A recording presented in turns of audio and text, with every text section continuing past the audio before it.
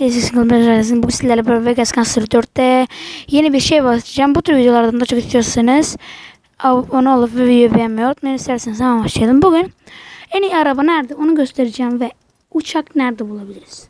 Evet, şimdi bakıyoruz. Arabayı şurada bulabiliriz. Evet arkadaşlar. Evet, başlıyoruz. Şimdi oraya bir gidelim. Evet arkadaşlar, kanala uzun zamandır video gelmiyordu. O yüzden kusura bakmayın, işte bizim de çekemedim bu aralar. Evet arkadaşlar, bakalım ne olacak. Özür dilerim abi, ben yapmadım. Ya sen yapmadın. Öldü mü lan? Ölmemişti. Neyse arkadaşlar, oraya gidelim. Ve beraber gidelim. Yolda tanımış olursunuz en azından.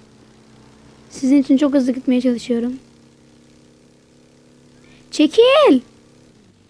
Benim acelem var. Köpek. Anam. Normal insan olsa o motordan şimdi ölmüştü. Tek teker mi? Tek tekerle mi gidiyorum oğlum? Neyse, yolu uzattım arkadaşlar. Evet, bakın. Şimdi buradan giriyorsunuz. O içeri girmenize gerek yok. Hadi girerseniz de arabada bulabilirsiniz. Bakın. Bakın şimdi giriyoruz. Yani maliyeti 45.000 lira olan arabalar da vardır burada. Sabahleyin doğru geliyorlar. Bir de bugün uçak jetini söyleyeceğim. Bakın, evet. Evet. Allah geride. Evet, bakın. Evet. Arabamızı görüyor musunuz? Böyle bir arabaya sahip olabilirsiniz. Dediğim gibi maliyeti 45 lira falan satarsanız onu da görmüş olursunuz. Ve ikinci yerimiz. Uçağa gideceğiz. Nereye gitmek istiyorsunuz? Uçak. Uçak için buraya tıklıyorsunuz arkadaşlar. Ne tıklasana. Tamam, buraya tıklasın işte. Bakın, hemen gösteriyorum size nasıl olacağını. Bakın, arabamız da güzel. Bunun mavi, sarı, bir de başka türleri de var arkadaşlar. Anam. Sarısı da geliyor, bakın, sarı. Mavisi görürsünüz. Neyse, bakalım. Oraya da gidelim.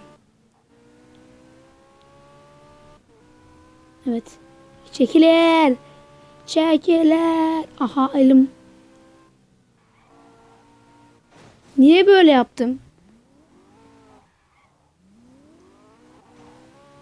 Arkadaşlar, bu tür videolardan daha çok istiyorsunuz. Dediğim gibi like butonuna basarak bunu sağlayabilirsiniz ve kanalıma da abone olabilirsiniz. Vegas Cancer'den daha çok istiyorsanız yorumlara da yazabilirsiniz arkadaşlar. Hızlıca gidiyorum. Uçağı alıp videoyu bitirmeyi düşünüyorum. Çekil taksi. Havalimanına mı gidiyorsun? Ne oluyor lan? Niye ötüyorsun lan? Hırsız mı var? Evet, geldik. Burası. Dur lan. Çekil.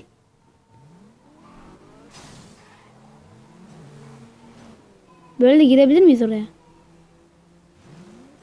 Arkadaşlar, hiçbir türlü hile yok yani. Mesela arabayı buraya motor falan, hani uçağı buraya bırakmadım yani. Uçak burada da. Uçağı nasıl bırakayım? Kendi param var. Bakın, evet.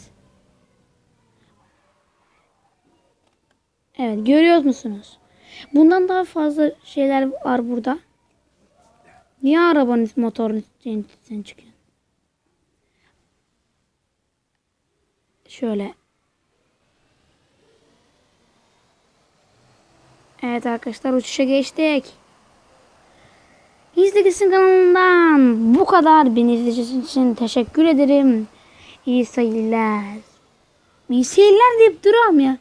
Abone olup ve videoyu beğenmeyi unutmayın. Görüşmek üzere. Bay bay.